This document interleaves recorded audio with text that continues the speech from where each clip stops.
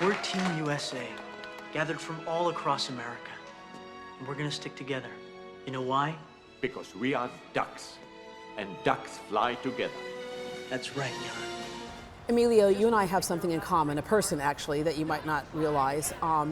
Your ex-wife is actually the executive producer of Great Day Houston. Well, actually, Kathy had your centerfold from Tiger Beat magazine in her locker, and she talked herself into thinking that she was your wife way back when. Oh my Lord. Yeah. Well, do I know her? You don't know her, okay, but, okay, but she good. thinks she knows you. Got it. Okay, good. She hasn't made up stories about me yet. Yeah, she has made up stories okay, about you. But okay.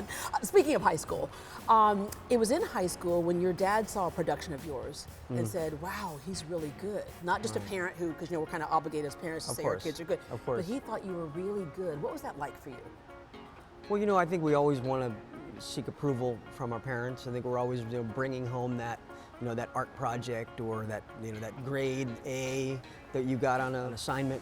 So when he saw me on stage, to get that seal of approval, it was something else. Yeah. Well, he and my mom. Yeah. 'Cause my mom is, she doesn't get the credit she deserves. They're both artists. They're both artists, but my mom keeps it all together. They're together for 57, 58 years now, still, and she is the glue that holds the family together. So, yeah, it was cool. My dad thought I was good, but when my mom said I was good, that's a whole nother thing. Yeah, right? Right.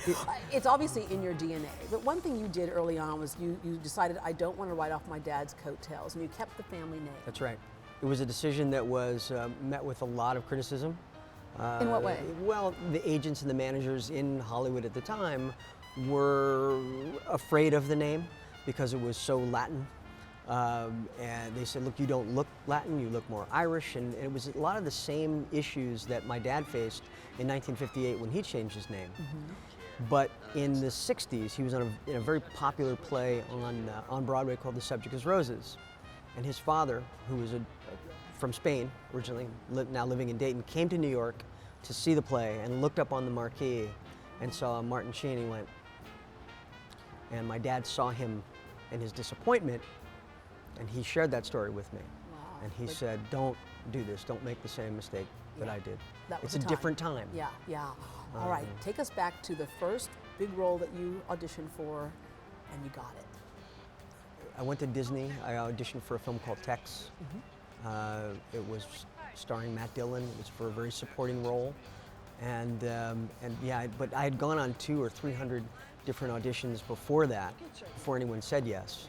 What kept you going? When you say 200 or 300 auditions before Well, I was anyone young. said yes? I started at 16. I started driving around to various auditions and interviews, and that the process of those auditions really prepared you for somebody finally saying yes. Yeah.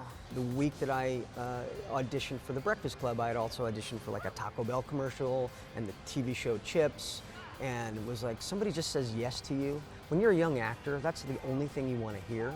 Yeah. So, years later, when these films continue to pop up, they go through these generational spans. People say, "Oh, wasn't it great that you're connected to that film?" When you're a young actor, you don't know. You don't know what you just, someone said yes, you said yes. Craft, yeah. You just want a job. Your paycheck. You want a job, right? But speaking of generationally, The Breakfast Club, that was a very defining moment. Before you had your Pacinos, your Sheens, your De Niros and stuff, but you all defined a whole new group of actors at that time. Right, that's right. It was a very interesting time. It was very competitive, but there were also a lot of opportunities for young actors. The studios started to pay attention those were young people who were going to the movies and they wanted to see themselves on screen, and so it was The Outsiders was made at that, St. Elmo's Fire, Breakfast Club, and it was a really good time to be a young actor. Yeah.